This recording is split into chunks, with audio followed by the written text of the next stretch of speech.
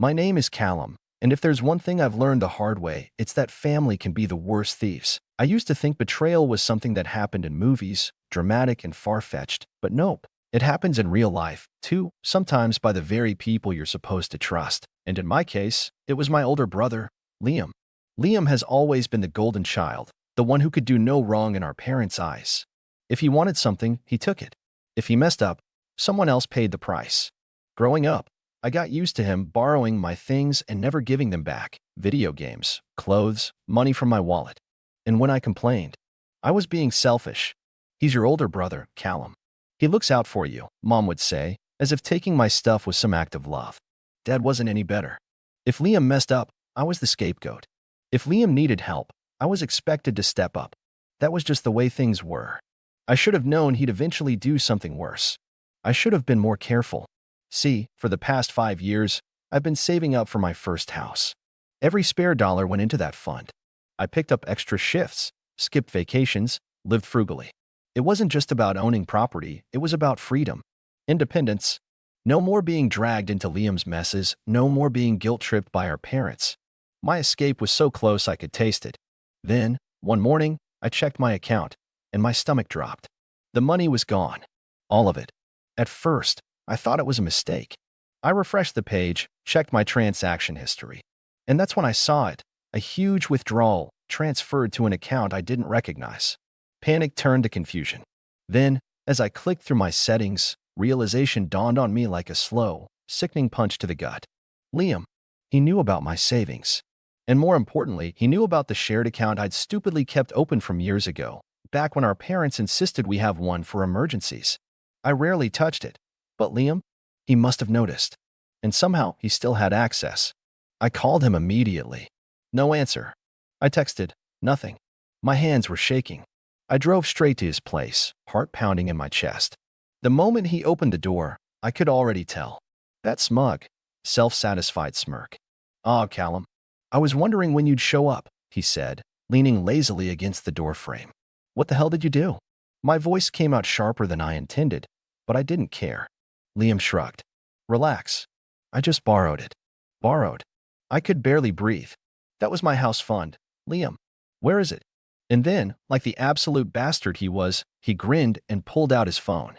A few swipes, and suddenly, I was staring at a picture, a sleek, brand-new sports car, gleaming under the dealership lights. My heart sank. "You don't need a house yet," he said, laughing. "Just be patient." I swear, something inside me snapped right then and there. But instead of yelling, instead of lunging at him like I so desperately wanted to, I went quiet. I turned around and walked away, because I knew if I stayed, I'd do something I couldn't take back. Liam thought he won. He thought I'd just roll over like I always had. But this time, I wasn't going to let it slide. This time, I was going to make him regret everything. For the next few days, I was in a haze. Every time I closed my eyes, I saw that smug look on Liam's face, that damn picture of his new car. My money, years of saving, grinding, sacrificing, all wiped away in an instant because my brother decided he was entitled to it. And the worst part? My parents. I called them, thinking, stupidly, that maybe, just maybe, they'd finally see Liam for what he was. That they'd finally take my side. I should have known better. Mom sighed like I was overreacting. "Callum, it's just money. You can always save up again." "Mom, it wasn't just money. It was everything I had." "You're young," she said, as if that somehow made it better. "You have plenty of time to buy a house. Your brother, he's been struggling lately, you know? He really needed a win." I nearly dropped my phone. A win? He stole from me. He took my money and blew it on a car. Well, there was a long pause. "He said he'd pay you back." I let out a bitter laugh. "And you actually believe that?" Dad finally chimed in, his voice tired. "Callum, we're a family. Families help each other. Maybe this is a lesson for you, to be less materialistic."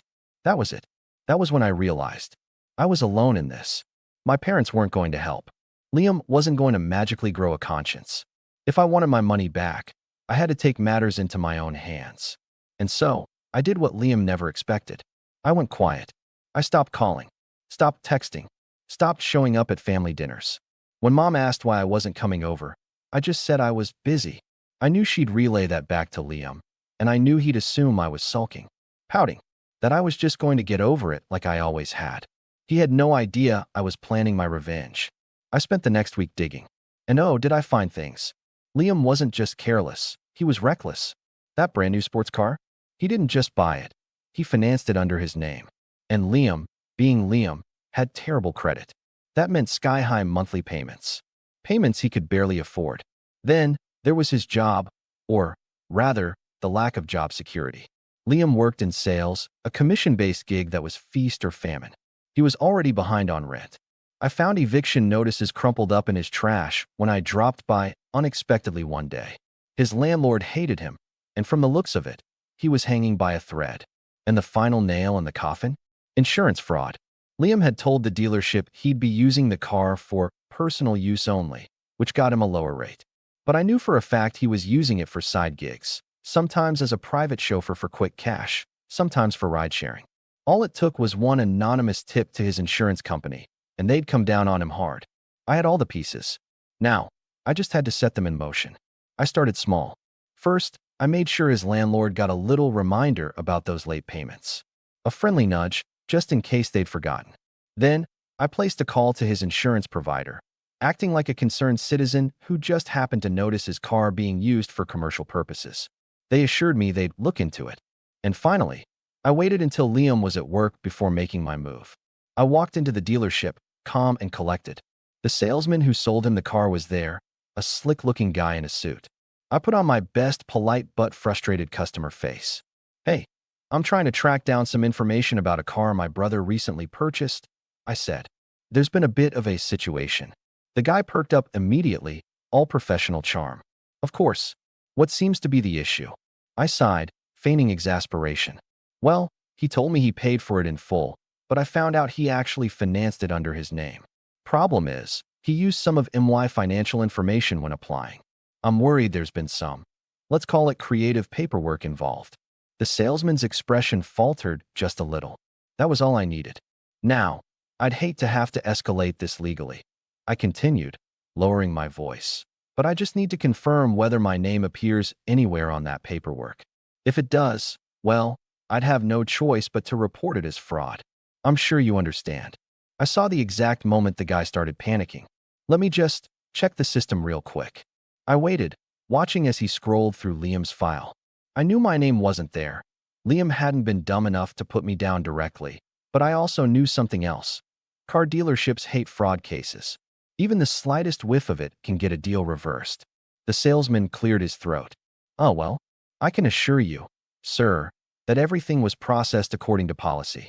However, if there's any concern about fraudulent activity, I'd recommend contacting the finance department directly."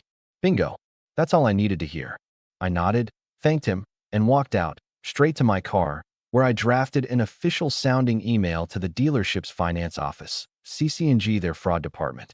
I kept it vague, just enough to raise alarms. Within an hour, I got a response. "Thank you for bringing this to our attention. We take fraudulent applications very seriously and will be reviewing this matter immediately." I smiled. The wheels were in motion now. Liam had no idea what was coming. And the best part? I wasn't even close to done yet. 2 days later, Liam called me. I let it ring. Then again. And again. He never called me this much unless he wanted something. Finally, I answered, keeping my voice casual. "Hey, Liam. What's up?" His voice was tight on edge. "Did you do something?" I raised an eyebrow, even though he couldn't see me. "Do something? About what?" "Don't play dumb, Callum," he snapped. "The dealership just called. They said there's an issue with my financing, and now they're talking about possibly reassessing my loan. And guess what? My insurance just emailed me saying my policy is under review." I almost laughed. That was faster than I expected. "Wow, that sounds serious," I said. "But I'm not sure what that has to do with me." "Liar," Liam practically shouted. "You've been quiet for a week, and now, suddenly, everything's going wrong? I know you had something to do with this." "Liam, you stole from me," I said, my voice steady. "You stole the money I spent years saving up. And instead of apologizing, you rubbed it in my face. You told me to be patient while you drove around in a car you couldn't afford. And now you're mad because karma's finally catching up to you." "Oh, don't give me that self-righteous crap," he scoffed. "You're just being a bitter little brat. Whatever you did, undo it." Now, I let out a slow breath, pretending to think. No, I don't think I will. Callum. Bye, Liam. I hung up. The next day, things got worse for him. I knew because I got another call, this time from my mother. Callum, what did you do? She demanded the second I picked up. Hello to you too, Mom, I said dryly. Don't be sarcastic. Your brother is in trouble. The dealership is threatening to take his car back, and now his landlord is on his case about rent. He said you did something to ruin his credit. I sighed. I didn't ruin his credit, Mom. Liam ruined his credit all on his own by being financially reckless. And maybe if you actually held him accountable for once in his life, he wouldn't be in this mess. You're his brother. You're supposed to help him, not sabotage him. I laughed bitterly. Oh, so when he steals thousands of dollars from me, I'm supposed to just let it go? But when I do something that makes him face the consequences of his actions, suddenly I'm the bad guy? You don't understand, she huffed. He's under a lot of stress right now. And I'm not. I shot back. Do you even care that I lost my entire house fund? Or is Liam's sports car more important than my future? There was a pause. Callum, just fix this. Please. No. I hung up. Now, I knew Liam. I knew he wasn't going to take this lying down. And sure enough, he tried to retaliate. That night, I got a text from an unknown number. You think you're smart? Huh? Watch your back. Real mature. But I wasn't worried. Liam was all bark, no bite. He'd never been able to handle things on his own. He always had someone, usually my parents, cleaning up his messes. But now, there was no one to save him. The next morning, I decided to check in on my handiwork.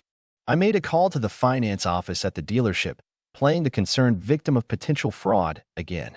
The woman on the other end was polite but firm. We've identified some inconsistencies in the application, she told me.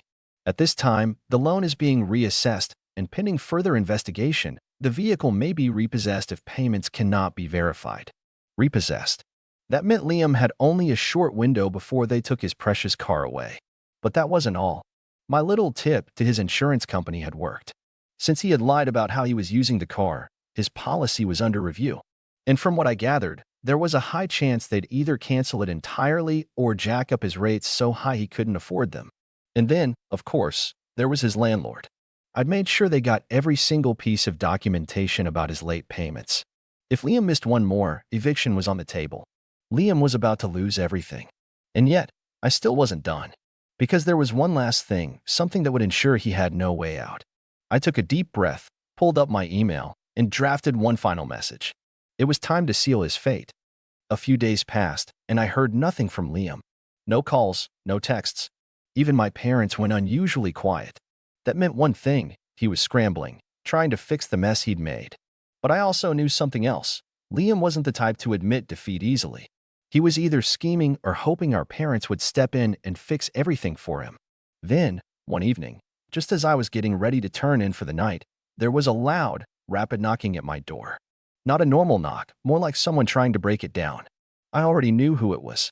With a sigh, I walked over and pulled the door open. There he stood, Liam, looking absolutely furious. His normally well-groomed hair was disheveled, his expensive jacket slightly wrinkled, and his expression was a mix of rage and panic. His eyes were practically bulging out of his skull. You ruined my life, he exploded, shoving his way inside before I could stop him. I let out a slow breath, closing the door behind him. And hello to you too, Liam. Don't start with me, Callum, he growled. You know exactly what you did. I leaned against the wall, arms crossed. You mean making sure you face the consequences of your own actions? Yeah, I do know what I did. And you deserved every bit of it. They're taking my car, he shouted, pacing like a caged animal. The dealership called today and said my loan was under review, and guess what?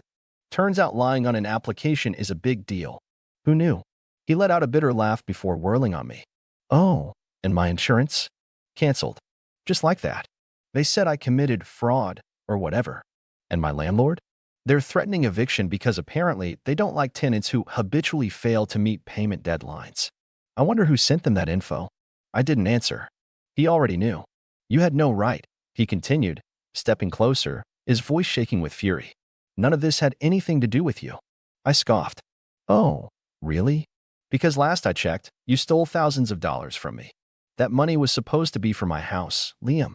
My future. And you took it like it was nothing, just so you could show off in some flashy car. And the worst part? You weren't even sorry. You laughed in my face. I was going to pay you back, he snapped. When? I shot back. Be specific. He opened his mouth, then shut it. We both knew the truth. He was never going to pay me back. Not unless he absolutely had to. He exhaled sharply, his hands clenching into fists at his sides. Fine. You got your little revenge. You made your point. Now fix it. I stared at him, my expression unreadable. Fix what? Call the dealership. Tell them it was a mistake. No. Call the insurance company. Say you lied. No. Call my landlord and no. His nostrils flared. Callum, I swear. You swear what? I cut him off, my voice dangerously calm. What are you going to do, Liam? Steal from me again? You've already taken everything I worked for. And now that things aren't going your way, you want me to clean up your mess? Not happening. Liam let out a frustrated noise and threw himself onto my couch, rubbing his temples like this was also stressful for him. I can't believe this, he muttered. I was supposed to be set. Everything was perfect. And now I have nothing. You know what's crazy? I said, my voice eerily light. You still could have had everything. You could have just asked me for a loan. We could have worked something out. But instead, you decided to be greedy. And now you're broke. He didn't respond. A moment of silence stretched between us. Then, finally, he exhaled through his nose and sat up, looking at me with something new in his expression. Something calculating. Okay, he said slowly. How much? I blinked. What? How much do you want? He asked, his tone forcefully casual. To undo all of this. Name your price. I laughed. I actually laughed. You seriously think you can buy your way out of this? Everything has a price, he shot back. I shook my head. Not this time. His jaw clenched. He was losing control of the situation, and he knew it. Then, as if on cue, my phone buzzed. I glanced at it. An email. From my bank. The subject line? Incoming wire transfer received. I clicked it open, and there it was. The full amount of my stolen money, every last cent, back in my account. I stared at it for a long moment before turning the screen toward him. What's this? Liam didn't meet my eyes. I had to borrow it, he mumbled. Took out a loan. Just undo everything now. I smiled, slipping my phone back into my pocket. No. His head snapped up. What? I got my money back. But that doesn't mean I'm letting you off the hook. You're still going to lose everything, Liam. And maybe, just maybe, when you hit rock bottom, you'll finally understand what it feels like. Liam shot up from the couch, his face red with rage. You smug little, I held up a hand. Leave, Liam. We're done here. He stood there, breathing heavily, his hands twitching like he wanted to punch something. But he didn't. Because he knew, this time, there was nothing he could do. Finally, he turned on his heel and stormed out, slamming the door so hard that the walls shook. I let out a slow breath, sinking onto my couch. I had my money back. Liam was about to lose everything. And for the first time in a long time, I felt peaceful. But that peace didn't last long. Because, as I had predicted, Liam wasn't done. At first, it was little things. He'd call from different numbers, leaving angry voicemails about how I'd ruined his life and how I didn't understand what I'd done. I blocked him each time. Then, my parents started calling, demanding to know why Liam was in such a mess. You took it too far, Callum. My mom scolded over the phone. He's your brother. You should be helping him, not tearing him down. I laughed bitterly. Helping him? Like how he helped himself to my savings. That was different, she huffed. He made a mistake. You didn't have to go and destroy his life over it. I pinched the bridge of my nose. Mom, I didn't destroy his life. He did. I just made sure he couldn't get away with it. Well, your father, and I think you should fix it. If you really cared about family, you'd talk to the bank, the dealership, do something to help him. I shook my head. No, I've already done more than enough. If Liam wants to fix his life, he can do it himself. She sputtered, but I ended the call before she could guilt-trip me further. They would never see things my way. I had finally accepted that. But Liam? He wasn't done yet. A few nights later, I woke up to a loud bang outside my apartment. My stomach dropped as I rushed to my window, and sure enough, there was Liam, standing next to my car. He had a baseball bat in his hands, his whole body tense with rage. Before he could take another swing, I grabbed my phone and called the cops. By the time they arrived, he had shattered both my side mirrors and left a deep dent in the driver's door. But the real kicker? When the officers asked him why he did it, he went on a whole rant about how I ruined his life and that this was payback. They didn't like that answer. Liam was arrested for vandalism and property damage. My insurance covered the repairs, and with the police report, I wasn't on the hook for a dime. But Liam? He now had legal fees to deal with on top of everything else. And this time, there was no one to bail him out. My parents begged me to drop the charges, but I refused. Liam needed to learn that actions had consequences. And when the court date finally came, he looked more defeated than I had ever seen him. His expensive clothes were gone, replaced by something much more modest. The arrogance was gone too. When the judge asked if I had anything to say, I simply said, "I just want my brother to finally take responsibility for his actions." That was the last time I saw Liam in person. From what I heard, he had to sell what little he had left to cover his legal costs. The car was gone. His fancy lifestyle? Gone. He moved back in with my parents, who were now also struggling with money since they had been helping him. He tried getting a job, but with his track record, it wasn't easy. And eventually, the call stopped. I guess he finally realized I wasn't going to save him. As for me, I put my money back into my savings, and a few months later, I finally bought my first home, the one I had been dreaming about before Liam stole from me. And let me tell you, walking through that front door, knowing I had earned it, knowing no one could take it from me, it felt better than any revenge ever could. So, what do you think? Was I too harsh? Should I have forgiven him? Or did he finally get what he deserved? Let me know.